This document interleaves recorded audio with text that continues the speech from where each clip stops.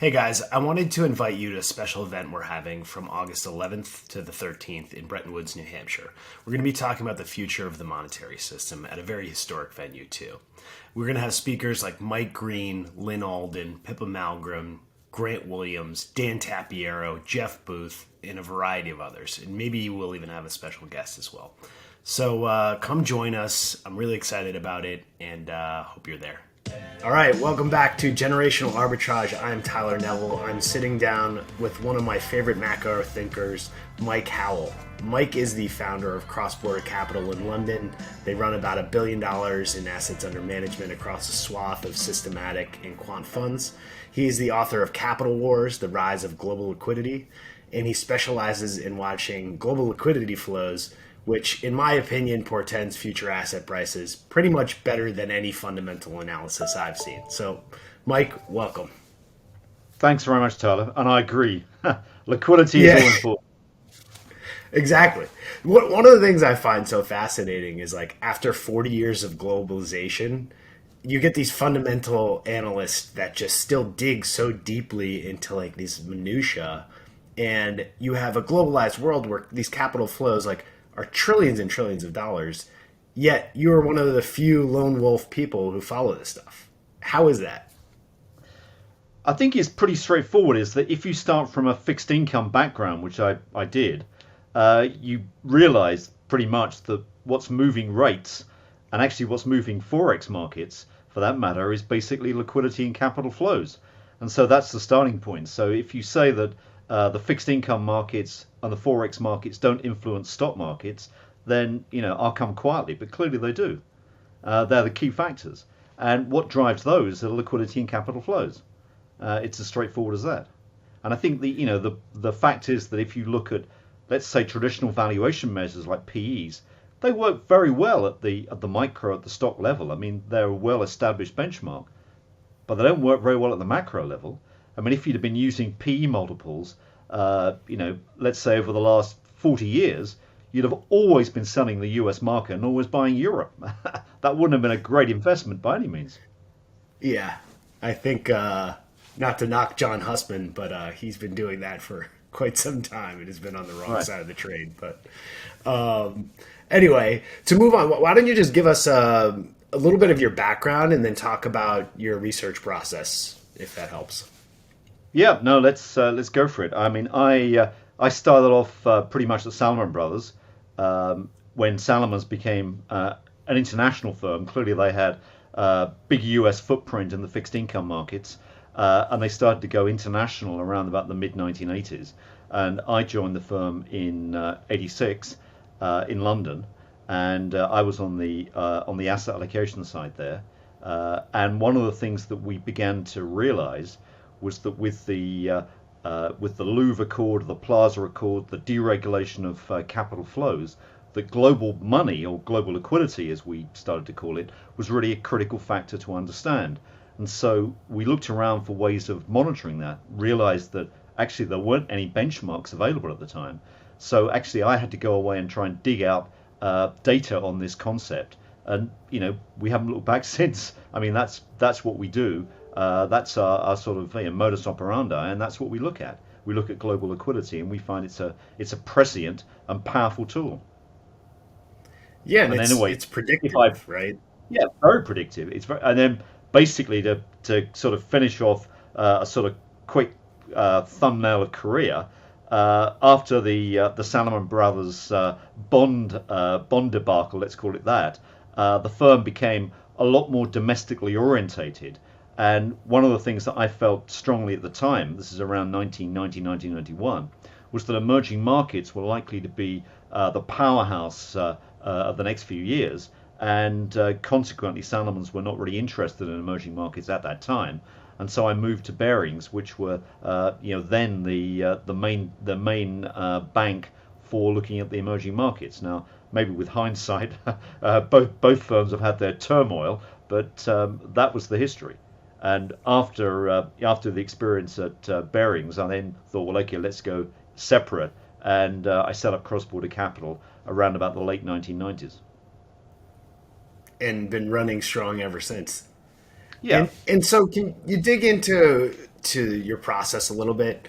And then I kind of want to ask you, it's very fascinating hearing your background because you were basically at the crux of like globalization at pretty much some of the biggest banks in the world, and you saw the opening up of global markets, but some in a regional sense, like that you saw them how they stayed, I guess, kind of obtuse in the way they view things.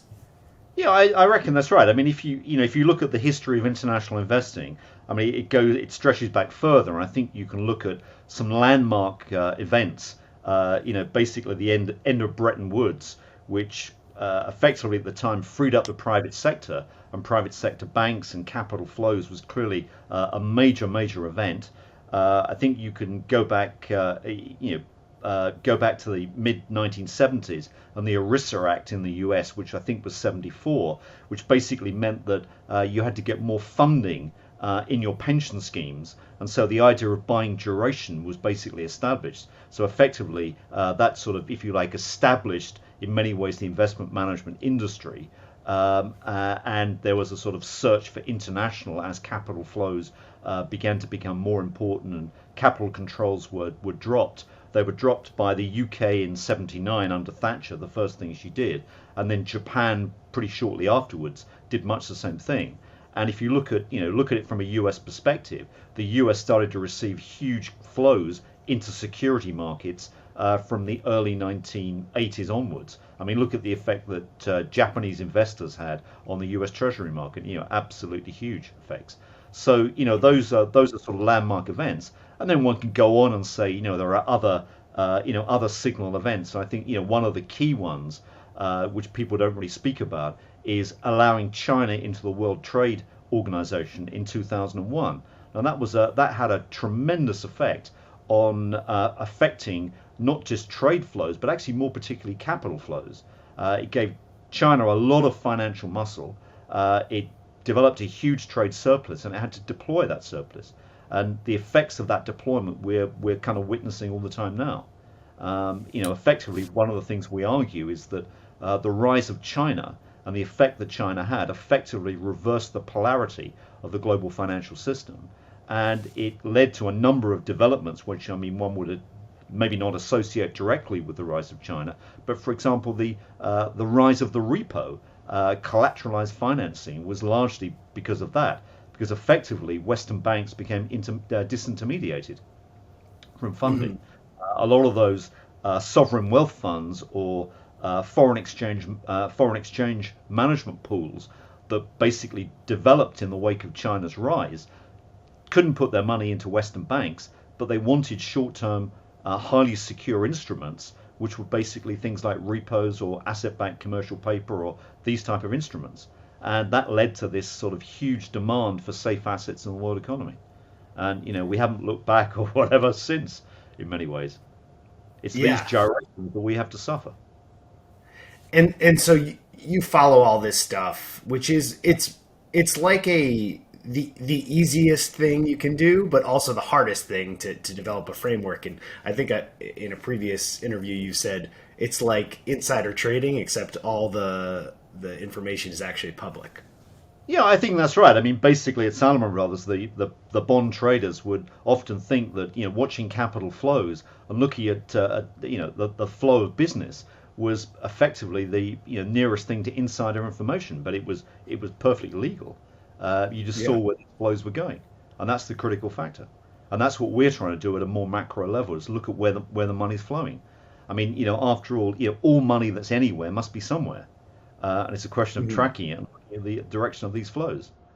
And so, one of the interesting things you're seeing right now, for example, is this huge move of money back into the fixed income markets. Yeah. Well, I want to touch on that later. To start though, one of the things you've talked about is global. You say global liquidity is a measure of balance sheet or the capacity of taking on capital. It's not about the cost of capital. The only thing Right. that matters is if the debt can be rolled over, and you essentially Yeah. call it like a giant refinancing scheme. which is like that dynamic you said. All the international investors put their money into, the U.S. banking system or commercial paper or repos, right? And Right. that whole process of refinancing that debt kind of keeps the system going, correct? Exactly. Exactly. Yeah. I mean, let me sort of try and elaborate a little bit. If you look at the Yes. textbook view puts primacy on interest rates. Okay.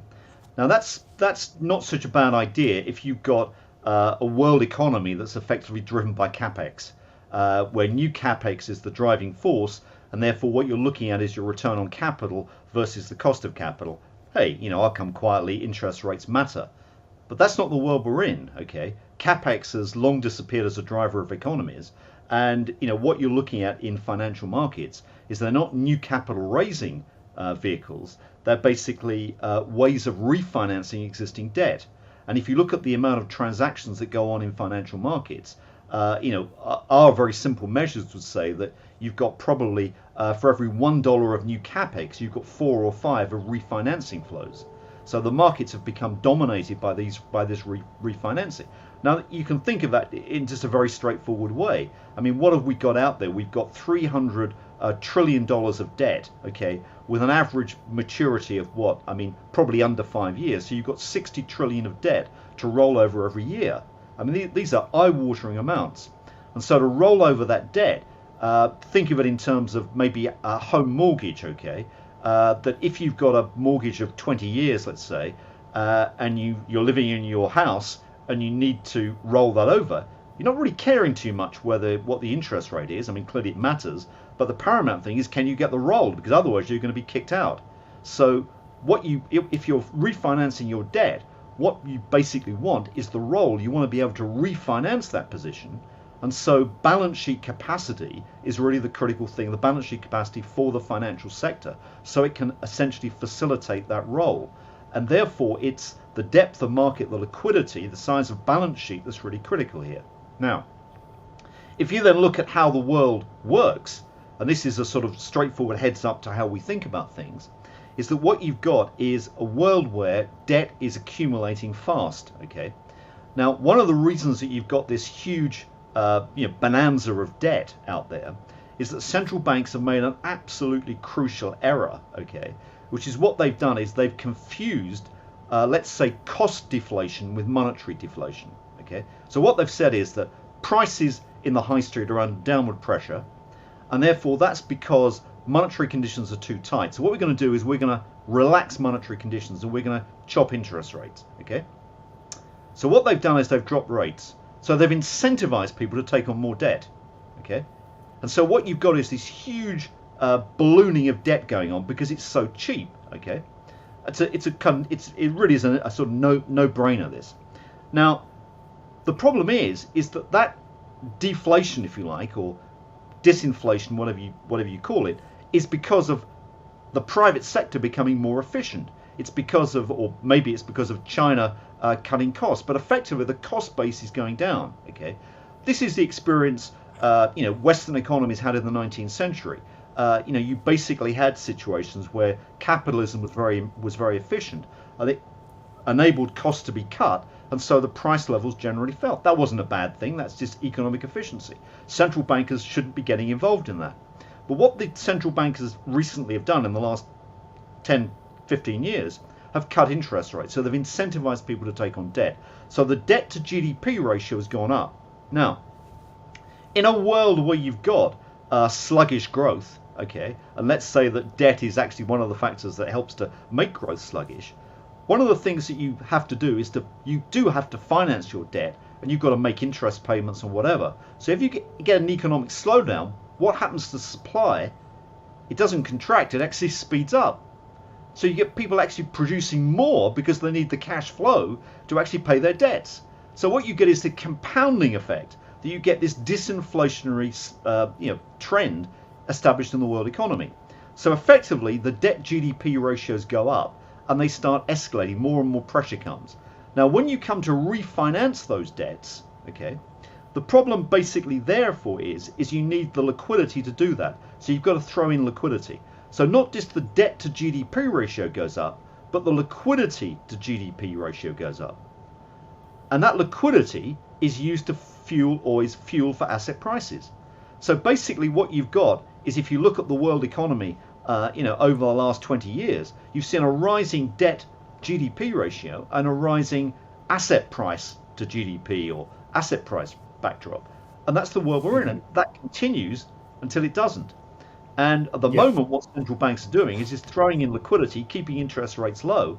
And the bottom line here is that, if you've got very low interest rates forever, you're bound to get high valuations in stock markets. That's a fact. I'm not going to say stock markets don't go up and down, but they have to stay high. So to kind of recap it on like a very simplistic level, say I have let's just use round numbers, $1 million mortgage, right?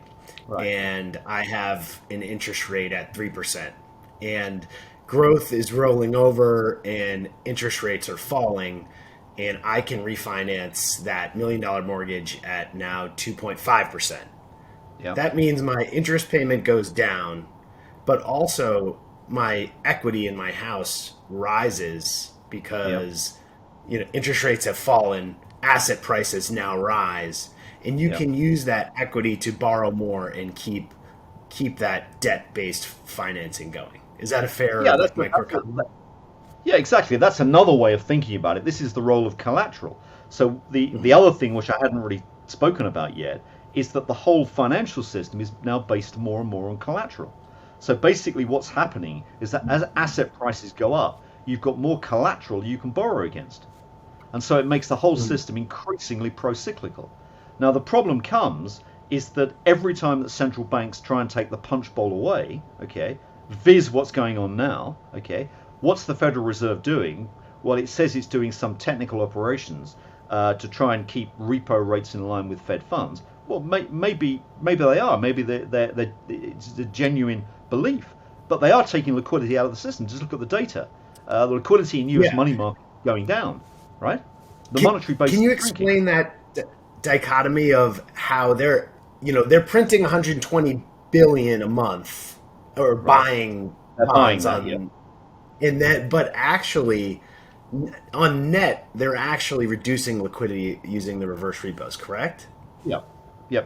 Exactly. So look, what's going on is that what you've got to look at is not just the balance sheet of the Federal Reserve. You've got to look at what you might call the effective balance sheet, which is the amount of that balance sheet which finds its way into money markets. Now there are two offsets to the money market flow. One is something called the Treasury General Account, and the Treasury General Account is basically an account that the U.S. Treasury maintains at the Federal Reserve, and it's, if you like, a pool of cash that is not circulating in the system. So the more that they build up their bank balance effectively at the Fed, the less of those dollars are circulating in the system. And one of the things that happened last year during the Trump administration is that the Treasury General Account just ballooned upwards towards $1 trillion. And it's been run down to some extent through the Biden administration, and that has put liquidity back into the system. Now what's happening right now is that that's beginning to rebuild again, a little bit, not much, but it's beginning to stabilize, let's say. The other factor which takes money, takes, if you like, the balance sheet, or reduces the balance sheet effective impact on the money markets, is reverse repos. And what reverse repos basically is the Federal Reserve borrowing from the private sector. So it's effectively doing the reverse of what it's doing on a repo transaction. So a repo transaction, the Federal Reserve is effectively lending to the private sector based on what collateral is available, and a reverse repo is just doing the other. So the Treasury is basically borrowing from the private sector based on Treasury bonds in its portfolio. Now, that's taking money out of the system. So effectively what they're doing is they're giving the system collateral, and they're taking liquidity out.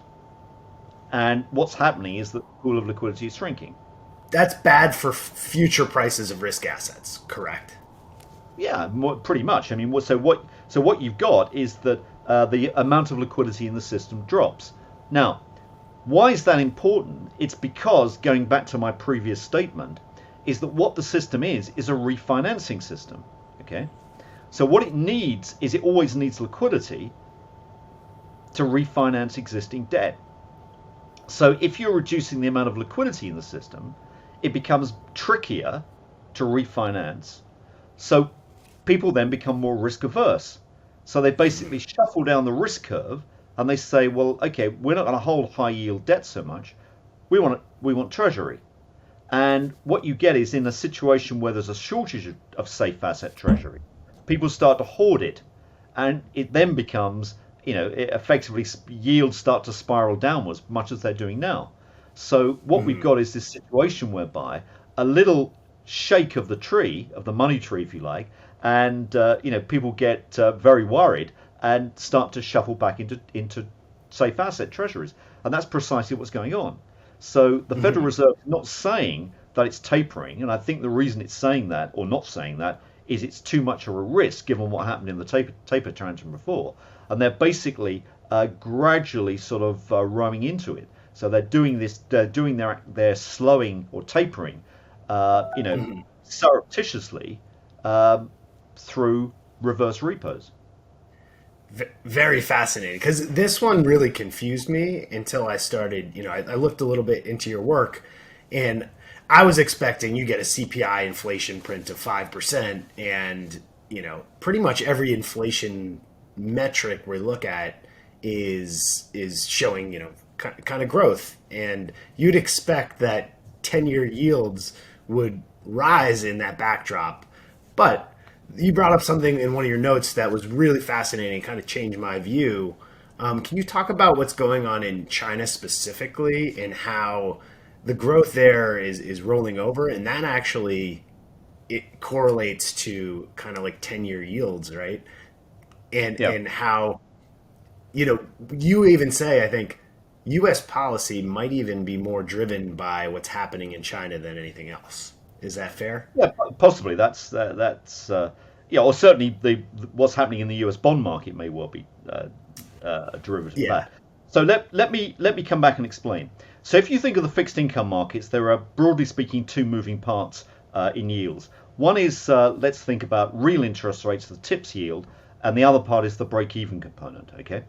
Now, the paradox in all this is that if you look at the real part of the interest rate, so in other words, the TIPS yield, that is a financial market phenomenon. Okay, it has nothing to do with the real economy. It's all about the financial sector.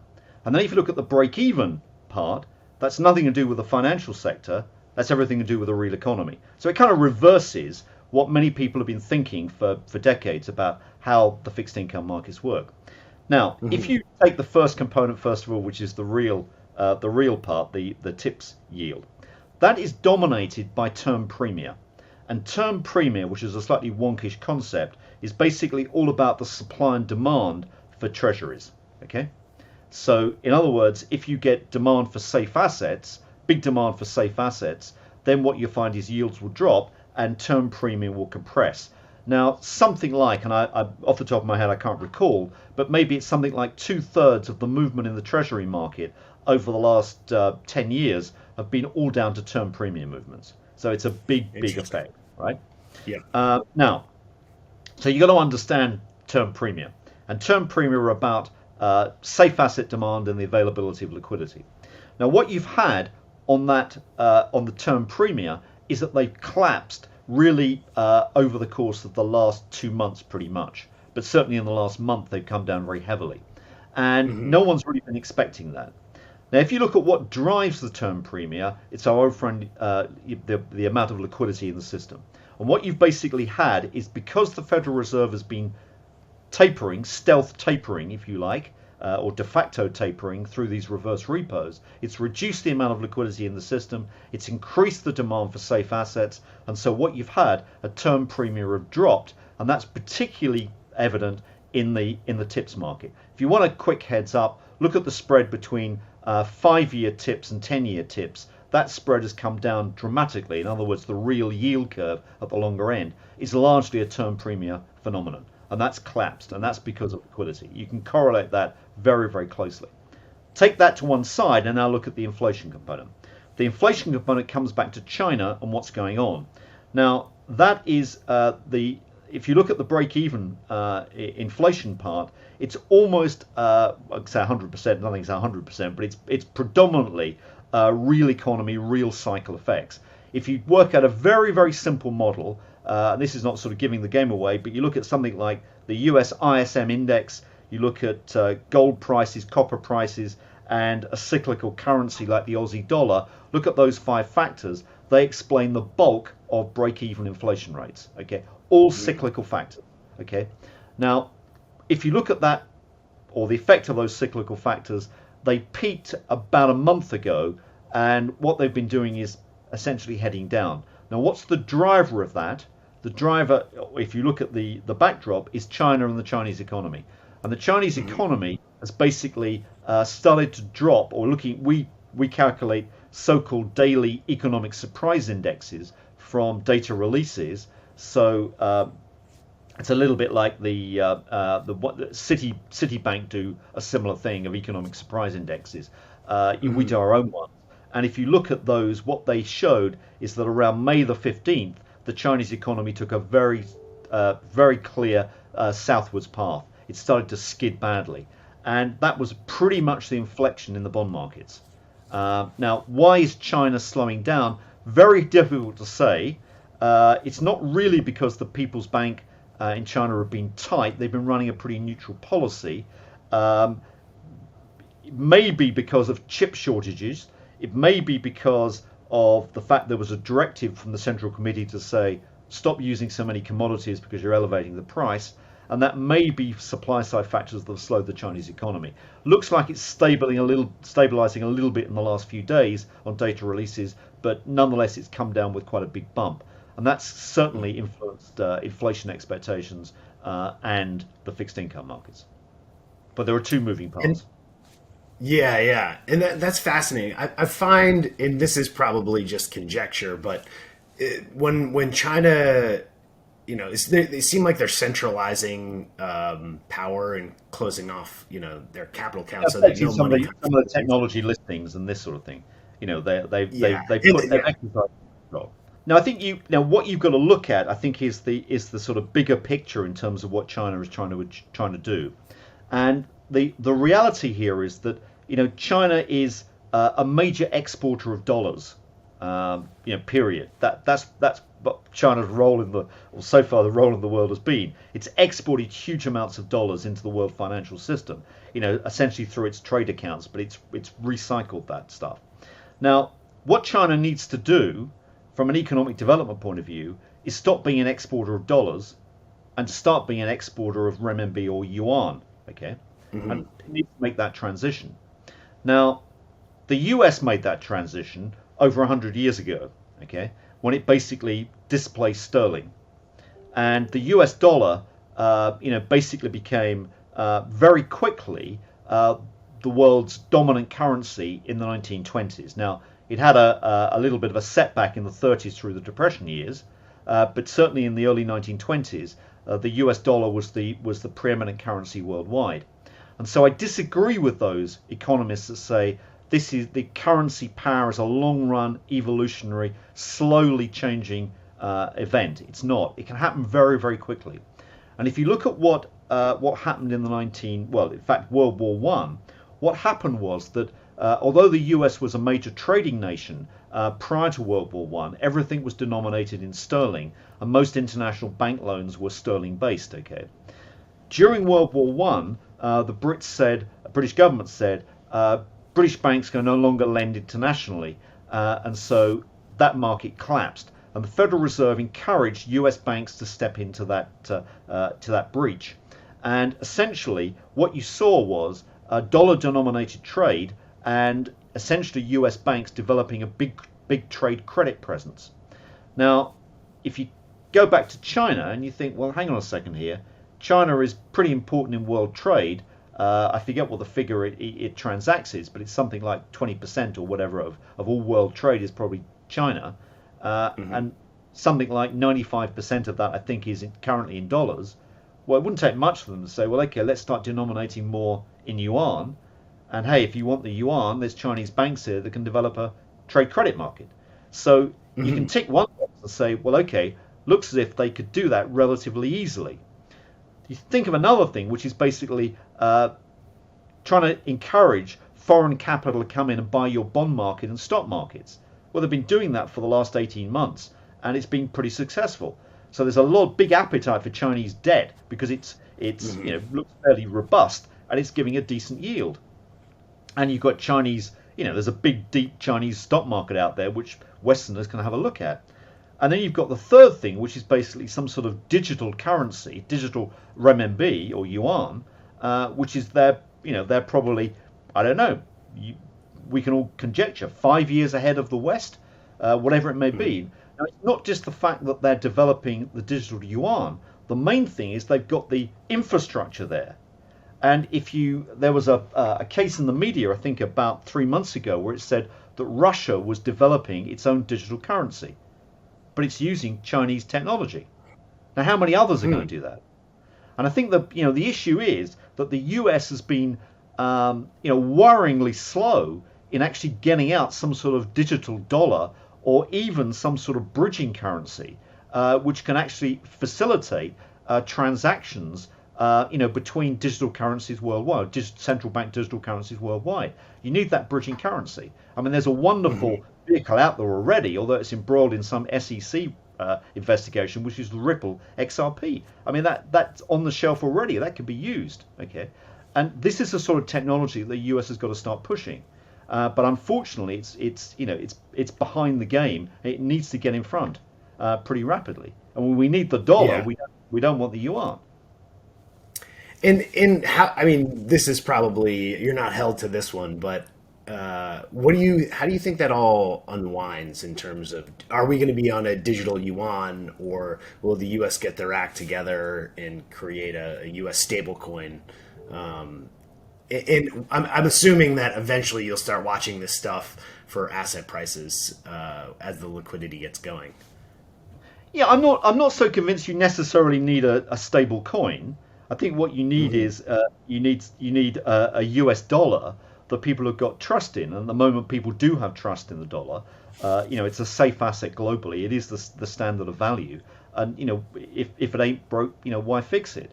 And I think that's true. But people want digital now, and they want if all these different central banks are creating digital currencies, what you need is a bridging currency that will enable very rapid transfers between one currency jurisdiction and another. And effectively what you need is a bridging currency to fill that gap that can allow instantaneous switches of money. Now, we've got the SWIFT system, but in all fairness, SWIFT is actually remarkably slow. And if you look at the banking systems, banks are in the dark ages when it comes to on foreign exchange, particularly for retail clients. It really is. And what you need is something which is much more digitized. And so I think that the fact is that technology needs to be out there pretty quickly, and the regulatory environment needs to be made absolutely clear ASAP.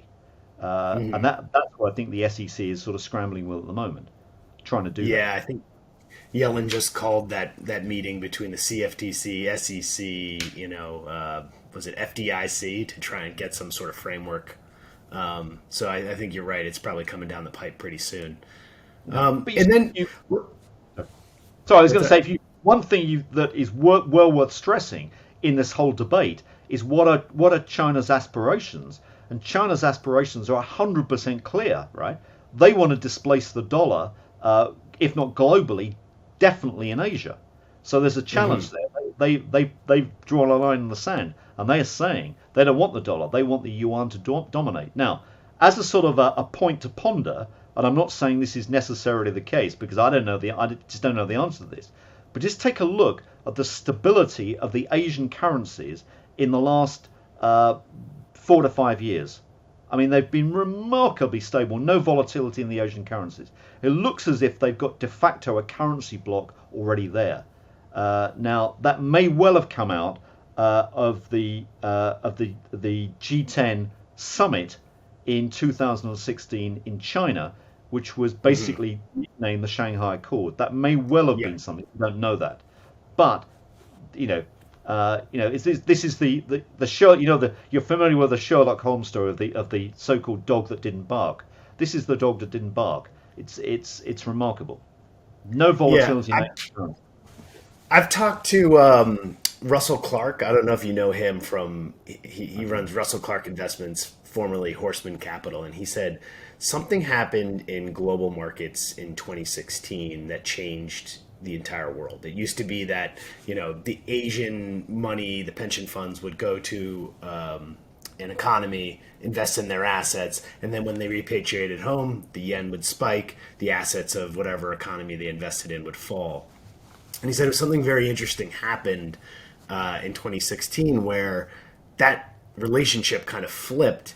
And he thinks that China, they should have devalued, and they didn't. They made a political decision to essentially what he insinuates is they're keeping their currency high to incentivize the growth of their middle class.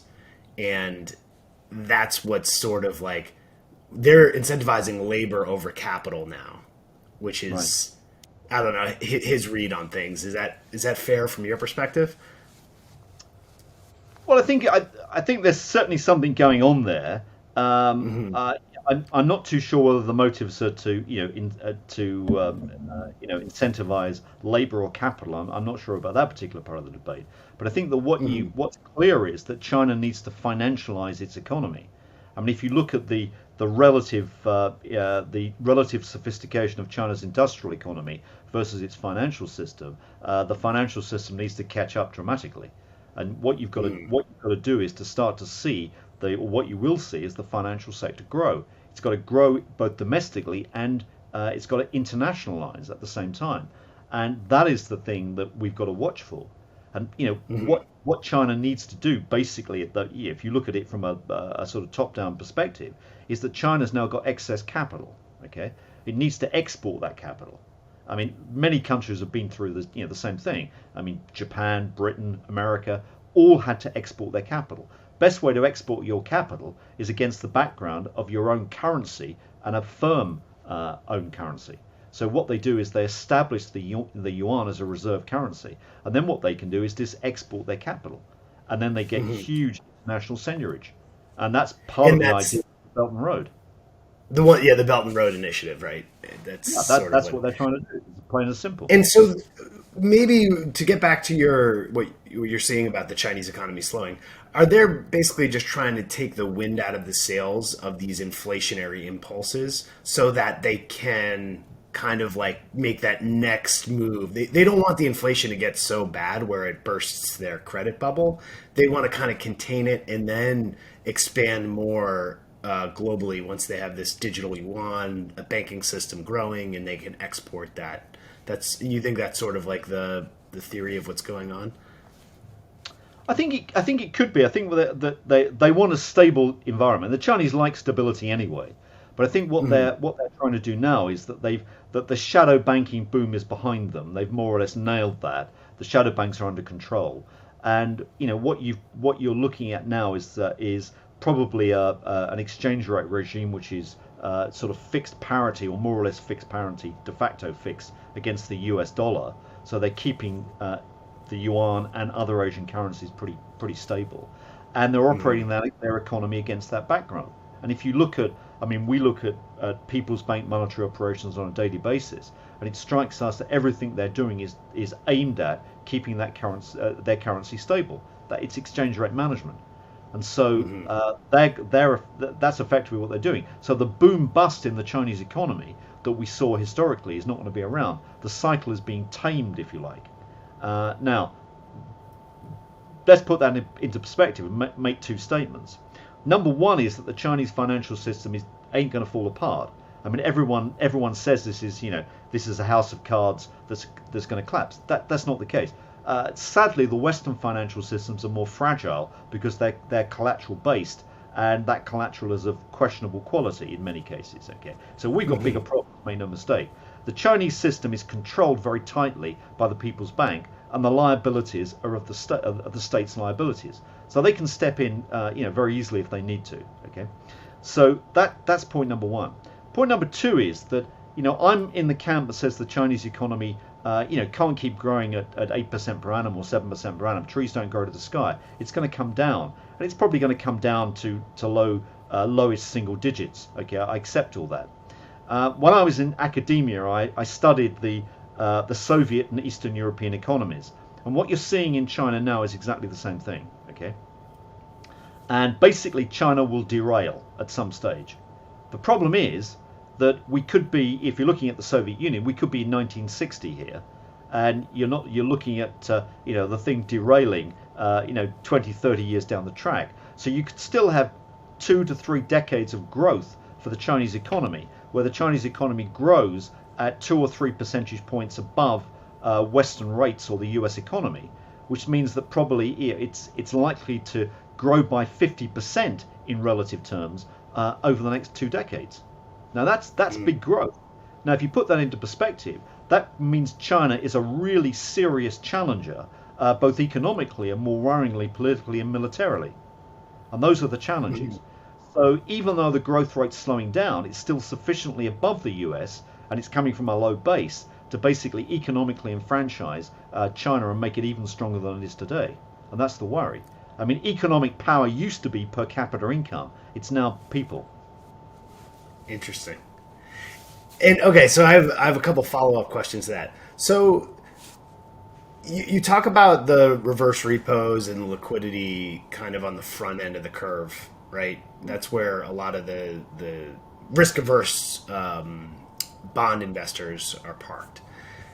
Can you explain the dynamic of this boom in venture capital investing? Is that basically because rates are so low, there's no yield anywhere, there's no growth to be found, and so you get the benefit of all the duration investors?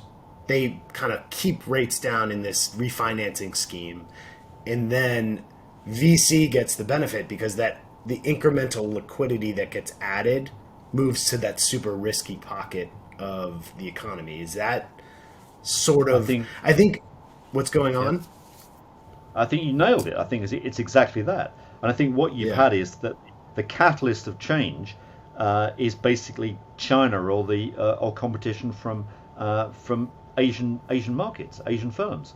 And what it means is you've got these. I mean, let's think of these companies or these economies as command economies.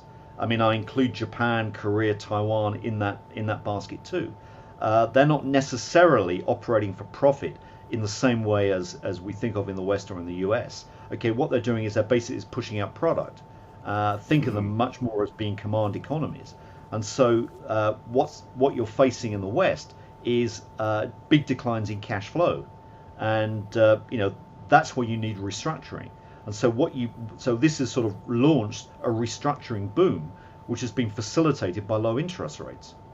So that, I think, explains the venture capital bit. I mean, look at the big energy companies or the big pharmaceutical companies. I mean, they're basically sort of trimming off some of their peripheral businesses and sort of trying and selling them off because they want to sort of focus on their cause to try and get their return on capital up or whatever it may be. And I think what you're looking at, if you look at economic data, I mean, there's an interesting difference between the marginal return on capital in the West, which has collapsed, and the average return on capital, which has actually gone up. Now, how do you square that? It's because the average return on capital is all about restructuring existing costs, okay, making your existing assets sweat them even more, okay, get your returns up on existing assets. The marginal is about new capital spend. Well, nobody's really doing that. And that's where I guess the fiscal will come into play for the U.S. Why you're seeing Biden say, "Hey, 3.5 trillion coming down the pipe." They need to kind of, like you said, the capex has come down to negligible amounts, right? Don't they need? I guess the government needs to step in, fill the gap, so that we actually invest in like future growth industries rather than just keep this refinancing scheme going ad infinitum. Yeah, I think that's right. I mean, you need to create. You've got to create growth, but I mean, the plain fact is that the state has to involve itself much more in that process, and that's kind of a tricky one. And I mean, although it's a fairly sort of glib point to make, but if you look back, I mean, what caused the post-war boom? I mean, apart from the fact that there were sort of favourable demographics. I mean, that's clearly true, but it was the devastation from World War II that everything had to be rebuilt, right?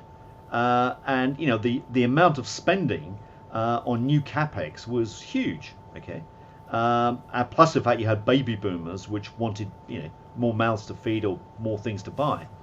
Now what you've got now is you don't have the luxury of the baby boom generation. It actually is kind of working in reverse, as we all know. It doesn't mean to say you can't get growth, but you've got more of a headwind. But you need a radical change in the capital stock. And so what you've got to do is to start investing, if that's what you want to do, big time. So it means a lot more, state-involved infrastructure spend.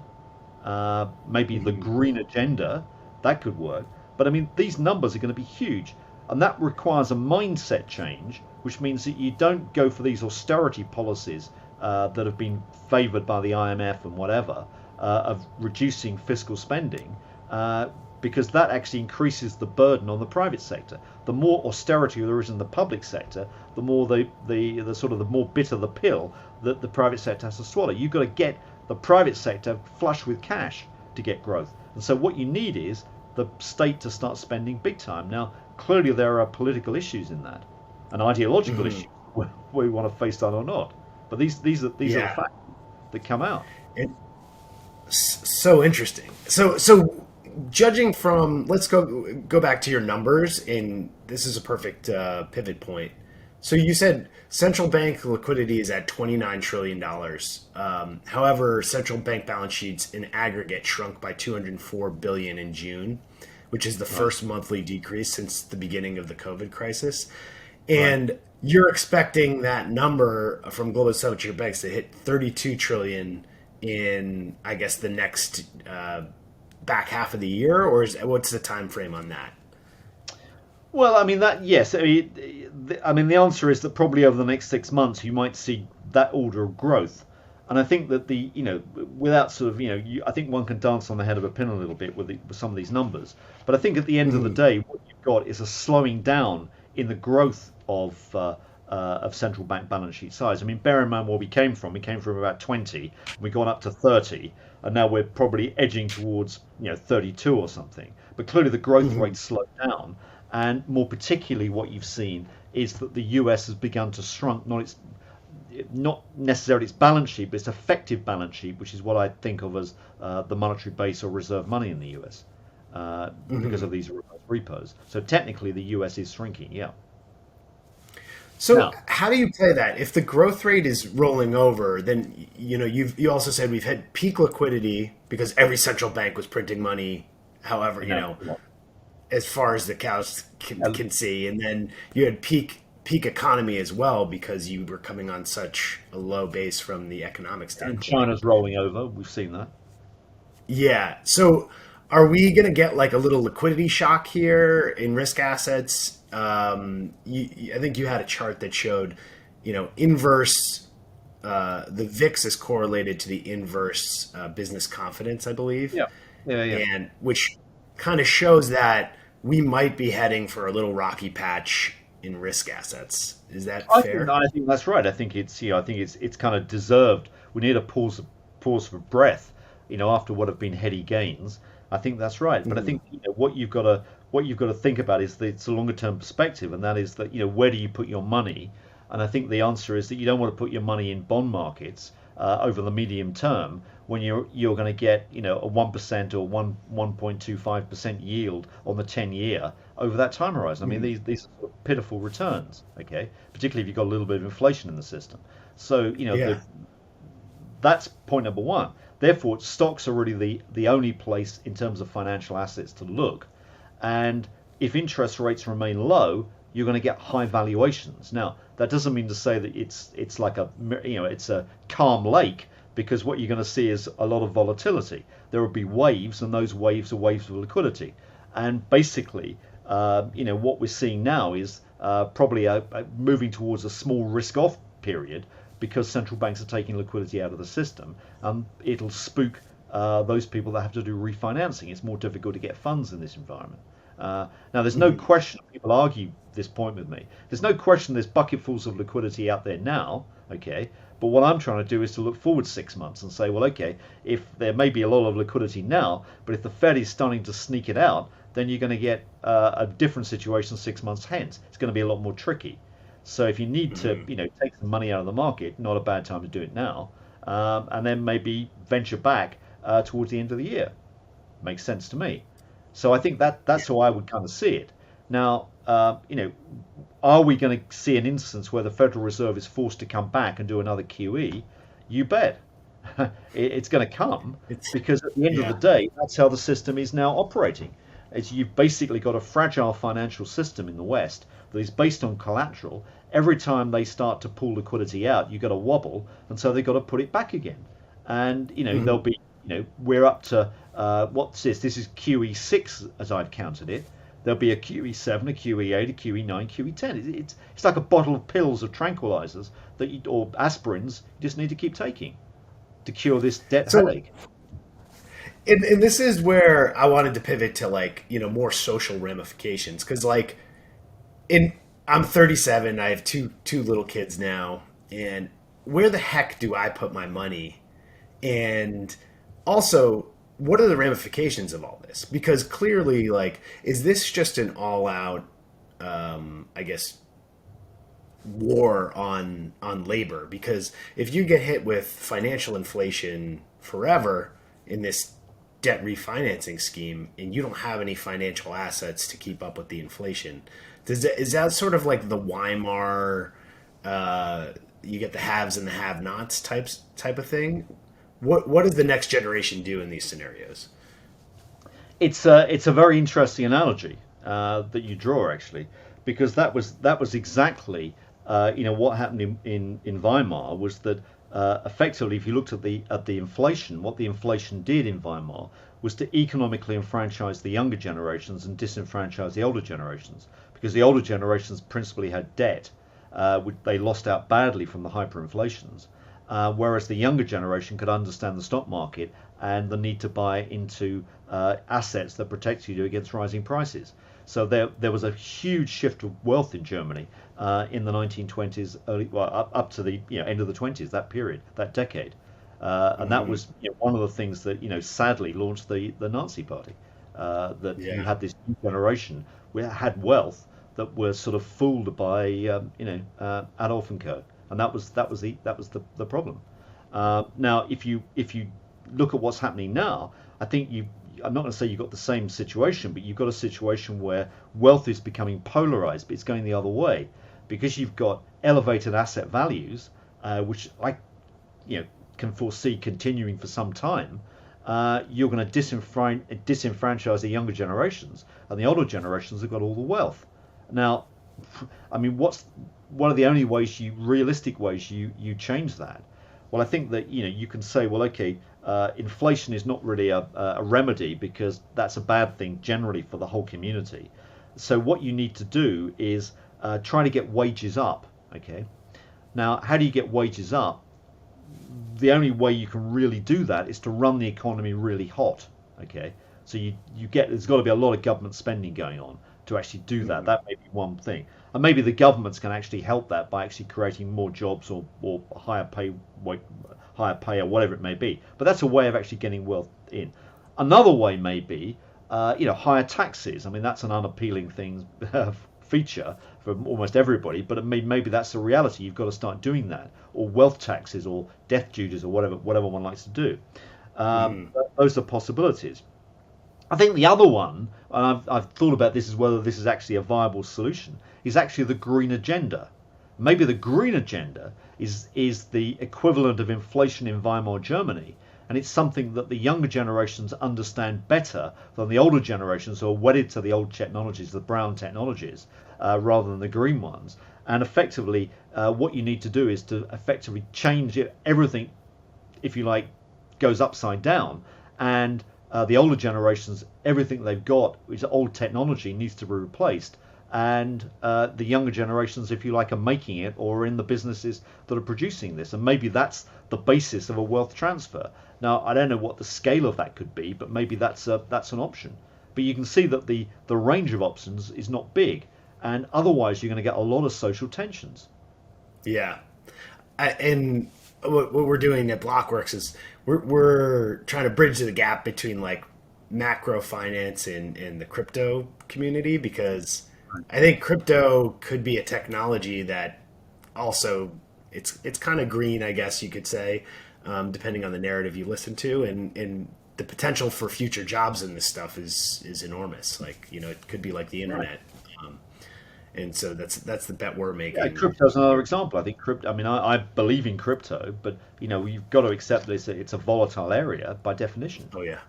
Yeah, and so it goes hand in hand, and that's why, you know, hopefully we'll be following your work much more closely when, you know, we're going to see giant pockets of money come in, because you need the growth rates of, you know, on 20 or 30 trillion dollars to be incrementally going up, right? Like Right. for the market to continue to pay off the debts. So I'll continue to watch your work, Mike. But this has been an absolute pleasure. I learned so much, and thank you so much for doing this. Great, Todd. Pleasure, pleasure. Great to be on. All right. Talk soon. Take care. Thanks a lot. See you now. Bye.